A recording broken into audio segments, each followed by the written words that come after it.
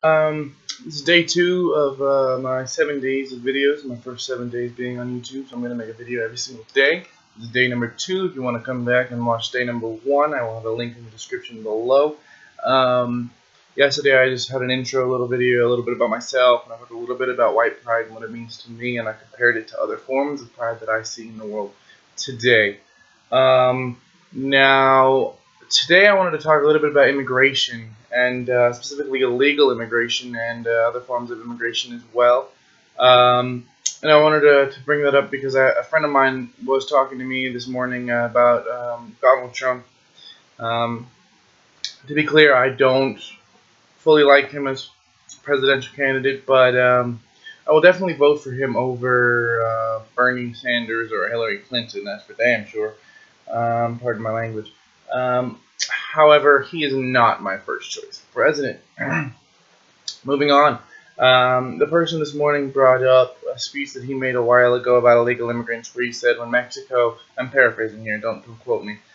He said, when Mexico sends their people, they send over drug dealers, they send over criminals, murderers, rapists, and some, quote, some I assume are good people. And they said that what he was referring to was all Hispanics in general and all Mexican immigrants to the United States. However, if you listen to the actual speech, he was talking specifically about illegal immigrants, and he was saying that illegal immigrants are more criminal than general U.S. population. And a woman from the Washington Post called him out on that and called him a liar, gave him a big Pinocchio. Her name, I have a little bit of notes right here that I just jotted down right before this. Her name was Michelle Lee. Worked for the Washington Post, as I said. She is an editor and a journalist. She called him a liar for saying that they bring drugs and crime into this country. So I did a little bit of research, and I fact-checked the fact-checker, and I fact-checked Donald Trump myself. The first thing I want to mention is he did not give any numbers. He did not give any statistics. He did not give any facts. He spoke purely on an existential basis, and more on a personal opinion and in general terms. So the Hispanics claim they were talking about them, and that all legal immigrants to the United States and anybody of Mexican ancestry here in the United States, they think he was talking about them, which I just said, and he has also said that is not the case. He was talking specifically about illegal immigrants, and he did not say that every single illegal immigrant brings in crime. He said that some of them do. And he was saying the ones that flee Mexico to come to the United States usually are leaving for a reason, right? They're not just going to leave just to leave. They're not going to leave their family and their friends just to come here.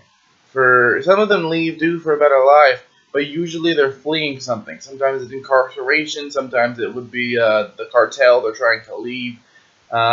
Especially here in Los Angeles County, we see a lot of people that come here and they just dropped everything down there to run here. And it makes you ask why. So quickly I wanted to go over the fact. What do we know about illegal immigrants? They comprise 25.3 million of the 400 million people in the United States. That's roughly, in my estimation, 7.5% of the population. According to a report done by the Government Accountability Office, the number of criminal aliens in federal prison was 55,000 as of 2010, and the number of SCAAP, criminal aliens incarcerated in prisons and local jails was 296,000 as of 2009. That was the most recent statistic I could find. I will try to find more up-to-date ones. The GAO states that the criminal alien population in the federal prisons was around 27% of the total inmate population. So, what did I just say? Let me go over that and slow it down a little bit. I just said they comprise 7.5% of the United States population. That 7.5% represents 27.5% of all inmate populations in federal prisons and in local, state, and federal jails. What does this mean? It means that illegal immigrants, period, are more likely to be incarcerated for committing violent crime than other statistical groups of people would be. Now, that's not to say that every person who comes over the border illegally is a criminal, but what it does mean is that Donald Trump was actually 100% correct when he said that the Mexico is sending over its drug dealers, its rapists, its murderers, and all of that. That is totally true because, as you can see, apparently a good number of these people are criminals and they are being arrested. Now, the part gets even scarier when you consider the fact that most of the people incarcerated, due to the government process and due to our laws here, are let go. Or they're just sent back over to Mexico where they just turn around and run right back. Now, what does this mean? It means that these people commit crimes over and over and over again, and usually they are not, they just get a slap on the wrist and sent home, really, because they're not citizens, so they're not going to be held in federal prisons as long as other people would be, and nor should they be. Now, in my estimation, there is only a couple things we can do. One, we can build a wall, like Donald Trump has said, and stop more of them from coming over. We have a national security for a reason. These people need to be on the border defending our national security, in my opinion. They're not meant to be over in Botswana helping to catch drug dealers over there. They're not meant to be over in the African coastline trying to catch pirates. That's not what they're for. They're meant to secure our borders, which we're not doing under King Obama. He has destroyed our military, one, and two, destroyed our national security. There was actually a case that I read about recently of a group of border security guards sitting on the border, and they watched as a drug train came over the border and tried to smuggle drugs into the country. So they went to go try and stop them and arrest the people there, and they got shot at. One of them was hit, and both of them started shooting back. They did not hit anybody. The carriers of the drugs and the guards all ran away and scattered. These two people now were arrested, lost their job, and are facing federal charges. That's wrong. So there's something definitely wrong there. That needs to be addressed, in my opinion. But yeah, I'm getting off topic again. I just wanted to say that, one, Donald Trump wasn't wrong when he said that illegal aliens here are committing crimes, which is it's proven. Now, everybody can argue that every group of people commits crime, but as I just showed with statistical facts from the GAO, that's what it is, or GOA, sorry, they're committing crime at a higher rate than other groups of people in this country. Many people like to argue that right-wing people such as myself are the biggest danger to the country. Well, I'd like to argue that statistics prove you completely wrong. I've never been accused of a crime. I've never committed any felonies. I've never done anything wrong. But I am not the entire population, nor can I say that every person with my views is the same as me. Nor can I say that every illegal immigrant is a criminal, which I would be completely wrong in saying, because I do know a few illegal immigrants who, in my opinion, are good people. But when you start saying, okay, well, this one is okay, this one is okay, then it begins to, where can you draw the line? The line gets blurred, and people are just going to keep abusing it. And as we argue in Congress, and we have both sides deciding what they're going to do, we have more and more people coming into this country and bringing problems. Drug addiction is a big problem, personally, that from people that I know and those around me. And most of these drugs do come from Mexico. If we could cut that off, we would put a big dent in the Mexican cartel's money. And you cut off the Mexican cartel's money, you have a big dent in the prison population, because a lot of those people are in there because of the cartel. You have a big drop in gang violence. You have a big drop in addiction rates. You have a big drop in crime in general, especially murder and stuff, because the cartel hit squads are gone. Um, so, in my opinion, a wall sounds like a great idea, though. I don't think Mexico is going to pay for it. I think we're going to have to pay for it. I don't think at the moment we have the funds to do so. So we need to do some balancing checks, fix our checkbook before we can do anything else because we are in a lot of debt. Moving forward on the immigration period, I said I was going to talk about immigration period. This country was built on immigrants, European immigrants to be specific. Um, this country was built from people running from persecution in Europe, coming here for religious freedom, and living, trying to create a new country here. Um, Now, many people want to say that it should remain that way. However, I argue that if you've read anything from the founding fathers and of the original people who came here, they would be totally against having Mexican border wide open and allowing anybody to come here. They would be against people saying, "Oh, nobody's illegal." They would be totally against that, especially with crime trends the way they are. I know for a fact they would be against the refugee crisis that's going on, where we are welcoming people who have claimed allegiance to ISIS. They say women and children. Women and children, 80% of them are males between the ages of 18 and 40.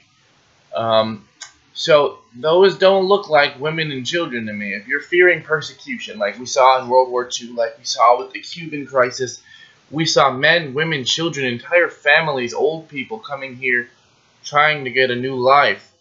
Um, we're not seeing that with this refugee crisis. We are seeing men, men, men, men, a woman here, a child there, but men, tons of them with iPhones and Louis Vuitton bags and Nike shoes, and some of them dress better than I do, um, and they're getting tax dollars and they're getting food stamps and they're getting whatever they want all over the world, really, and they're abusing it. And they're saying they are not thankful. They are treating us like shit because they say it's not good enough for them. We don't owe them anything and we're treating them like we do. And it's not right. We need to take care of our people. We don't even take care of our veterans that well. People who have fought and risked their lives for this country, we don't treat them as well. We are actually giving these refugees homes that were originally given to the veterans. There was a refugee in Sweden. There was a veteran who was in a homeless shelter, and his bed was given to a refugee, and he was kicked out into the street, and he froze to death that night on the park bench right there. That is wrong. That is wrong. You take care of your own first, and then you help everybody else. If we keep taking care of everybody but our own, we're going to see this country collapse. We cannot be the police force of the world. We cannot be the world's mother. It's not our place. The world is going to live on whether we help everybody or not. We have a duty to our own people first, and everybody wants to ignore that duty. There are people dying in the Appalachian Mountains. They're just as bad as these African villages you see. No food, no water, no electricity. They are dying, and all the money gets sent to a foreign country because they don't look like us and because our people are less important. We are spending so much money sending it to foreign countries when we can't even take care of our own people. That's wrong. Back on the topic of immigration, period, we have in this country a lot of people. 400 million people. There's still a lot of land left for everybody. But in my opinion, we have too many people in this country. And we're inviting more and more and more people in. And pretty soon we're going to have a lot of issues with pollution, a lot more. We're going to have a lot more issues with overcrowding. see New York City, that will be every major city, really. Um, we're going to have some major issues like that. And when these people that are coming in say they don't care about the United States, they don't speak English, they don't fly American flags, they fly Mexican flags, they fly, Cuban flags, they fly whatever wherever they're coming from, they're flying their flags, they're not flying the US flag. That's going to cause some major problems one day, especially when they have kids and they have kids and they have kids and the population gets bigger and bigger. We're going to have some big problems.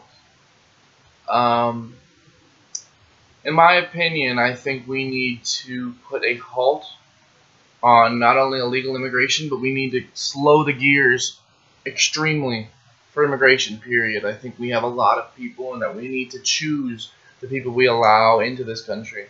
We need to invite only those who have a real desire to come here. Only those who pursue becoming an American. Because when you come here, you don't bring your culture here. You assimilate into our culture. You become American. You're no longer a Mexican. You're no longer Iraqi or Syrian. You become an American. And you need to accept our customs, our laws, our traditions. That's who we need to invite in, not those people who refuse to do that. Because then you have a problem like we're having in Sweden right now, like we're having in Germany right now. That's what is next for the United States if we don't fix these issues. Another big problem that I have with these mass immigration is, as you see what's going on in Europe, I've already mentioned, what's happening in the United States. The white population in the United States is around 60%. 20 years ago it was around 80%, and that number is going to keep decreasing until we are a minority. And if you think that they are going to treat us well when we are a minority, I beg you to look at Sweden. I beg you to look at London. I beg you to look at Chicago, Detroit. See how white people are treated in these countries. You see how they're treating us right now when we are still the majority. What are they going to do when they outnumber us and they realize that if they wanted to, they can take us out? I'm not saying that, every single minority is a person who wants to harm the white race, but there are a lot of people right now. You see more and more movements of people doing this. Black on white crime is incredibly high right now. It's about 40 times that of white on black crime.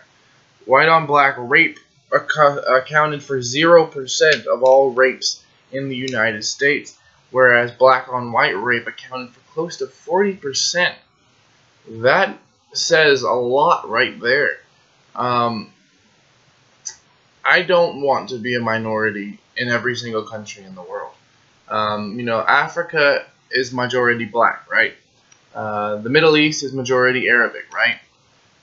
Asia is majority Asian, right? Find one country in any of those places where the native population is the minority. There isn't any. Mexico and South America, everybody there is Hispanic. Find one country that isn't. You can't, because they don't exist. The native population represents the majority in all of those places. White countries are the only countries where the native population will be the minority. We accounted for 12% of the population of the entire world back in the 1980s. We now account for 8% of the population in the 1980s, and the median age for the white race right now is very high. It's close to 30, which means that we are not breeding at a rate where our race can continue to survive.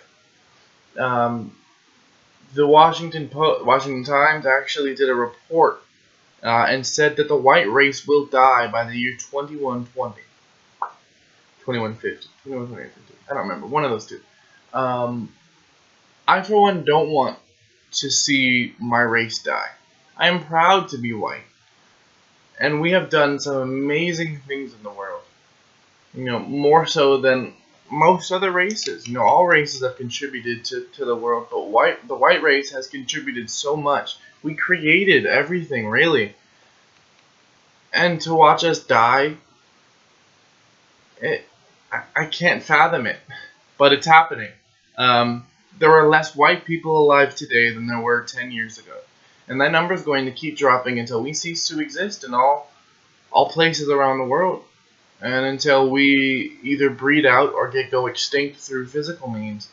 Um, Interracial relationships, black on white crime, and those kinds of things are causing our race to diminish over time.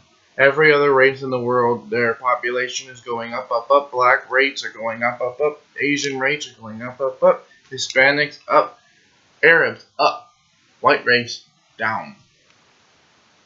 I, for one, don't want to see the end of the white race. I care a little bit too much about my people. And I think we need to secure an area, for our people. We need to have a country where we can live. Is it wrong for us to want a country to ourselves? I mean, every African country is for Africans. Zimbabwe just made it illegal for whites to even own land there. I'm not suggesting we do anything close to that. I'm not suggesting we kick out any other race. But I am suggesting that we stop immigration and we have a country that is majority white and areas that are majority white where we can live together in peace and have an area to ourselves. Or at least an area where we can live without fear of becoming a minority. Because this is wrong in so many ways. Why is it that only white countries need to be more multicultural? Why doesn't every other country in the world get persecuted for having only one race? I mean, look at any other country in the world. None of them are multicultural. Only European countries and Western countries, white cultures, white countries. We are the only ones that are told that we need to be more multicultural. And I don't understand it. I can't grasp the concept why we are the only ones who need to be punished and put into extinction. And the sad part is Black Lives Matter and movements such as that are cheering for the fact that we are going extinct. That is wrong. We need to wake up, white men. I don't know what we can do at this point, but really it just starts with waking up. Alright guys, I see I've reached 22 minutes and that is a little bit longer than I wanted to be talking here. But I appreciate you guys for sticking with me this long and listening to my ramblings because I know I talk a lot. I will be back tomorrow. Maybe I'll post another video tonight. If you guys have any recommendations for videos you want me to post, or you have any comments on anything I've said, please leave a comment in the comment section below. Like this video. If you want other people to see these statistics that I talked about here, feel free to share this video with your friends. Go ahead and subscribe if you haven't yet. I will have a link in the description below to the last video, and I will also have a link in the description to the blog that I'm making, 14whitewolves.tumblr.com, if it lets me use that name. If not, I will give you the address to it, and you guys can follow, and I will have all those statistics that I talked about. I will have links to where I got them from, and I will have more statistics, more numbers, fact sheets. I will have graphs and everything, make it all look pretty for you guys. And you can share that with your friends so they can stick that in their juice box and suck it. Thank you for watching, guys. You guys have a good day. God bless. White pride worldwide.